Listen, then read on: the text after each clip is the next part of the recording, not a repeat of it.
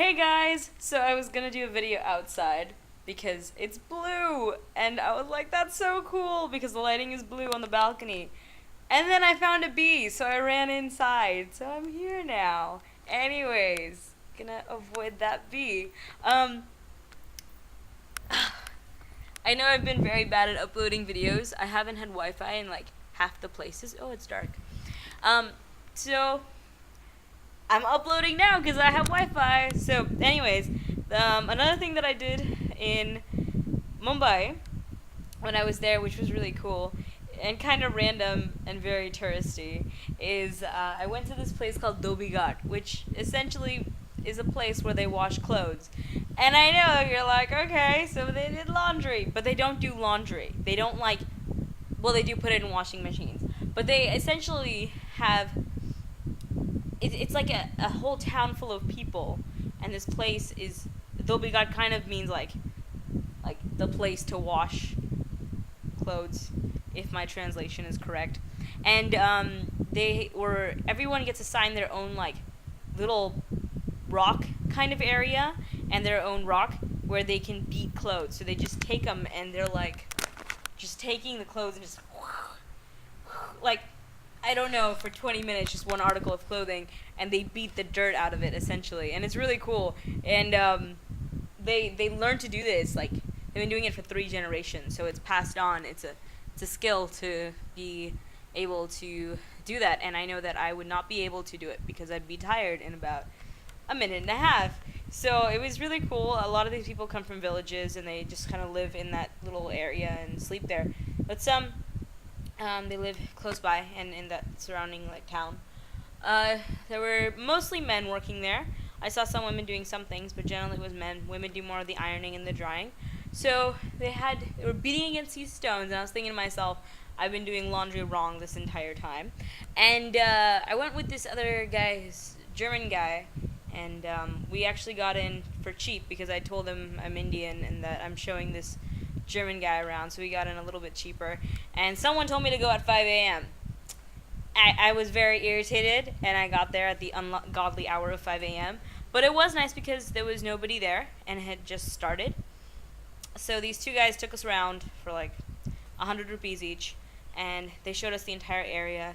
They showed us that there's sometimes like a guy who owns like 10 different spots, and the workers or the employees, whichever you'd like to call them, they kind of work for him, and all the clothes come to him. So all the clothes from all the hotels in the area generally go to this specific Dhobi Ghat. And they have washing machines. They also have like machines to dry. And so it was really cool. I know that doesn't sound cool, but I'll show you the pictures and videos. It's pretty cool. You'll see it and you'll be like, ah, that's why you went. But yeah, it was very interesting. I went to a smaller version of it in Kerala, and that's when I realized how interesting Dhobi Ghat was, because, I mean, it was interesting. It was called Dhobi Khana, not Kana. Well, I'll show you.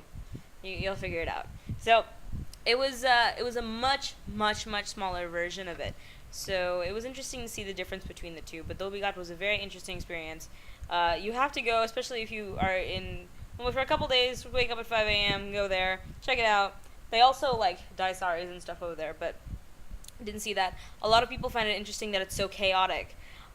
Maybe it's just me, and because I am not necessarily organized according to what people see, and it's very chaotic. So I didn't see it as chaotic, but they had, clothes hung in different places. They had markings on different clothes, and they hold them, around that area. So that was Dhobi Ghat. It was very interesting. And next one is about food. So I'll show you pictures right now from Dhobi Ghat.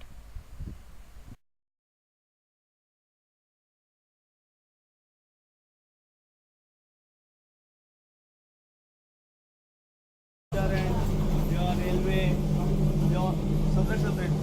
they directly employed, or do they have like a...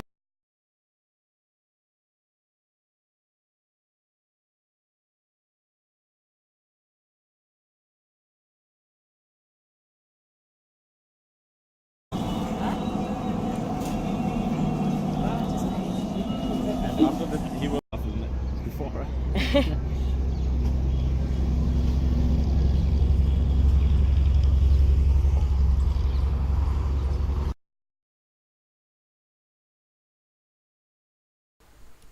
So, the next little thing is about food. Someone was asking me, what is the food like?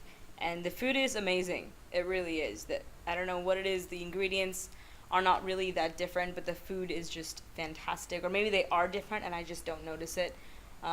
Everything from the bananas, which instead of being like big and huge, they're really tiny and they're sweet and they're perfect. And then the food in general, there's certain things that were so good that they almost made me cry because of how good they were. Like I had kebabs in a place called Bade Mia's, which was suggested by a friend of mine, and it was just so good. It was like the best meat I've ever had. It was just so, I don't know how to explain it. It was just so good. And then I had this other dish called pav bhaji, which was also amazing. And I've never been. I mean, I'm a fan of it at home, but here it was just to die for good. And it's not even that complicated. It's just you take a piece of bread, throw it into like a pan with a little bit of butter, and then after that you make this kind of like curry garbanzo bean kind of mixture, and you put it in there. But it was just so good. I was dying. It was just too good. It was upsettingly good. But yeah, food is different everywhere you go in India. Obviously, as some of you have heard, it's different everywhere, and I mean everywhere. Even like small little city to the next little city. I've had like ginger lemon soda on the streets, and that was amazing. I've had snacks everywhere, and one of the best things about India is you can get food anywhere, and I mean anywhere. Everywhere from, like, as I mentioned, just right in the movie theater to the train station to in the train. You just get 15 different types of snacks, and it's so fantastic. So it's always fun eating food here. Oh my gosh, it's so good. It's just so good. But there are times where I miss home. I was missing food, like Italian food, and I've eaten at like 3 Italian places while I've been here. A little bit of guilt, but it's okay because it was still pretty good. But not like home, but still pretty close. So it was good. Also, I had food on a banana leaf. Some people were asking, like, oh, you go to Kerala, you're supposed to have food on a banana leaf. So check, did that, had food on a banana leaf. Doesn't change the taste, but it's a good experience.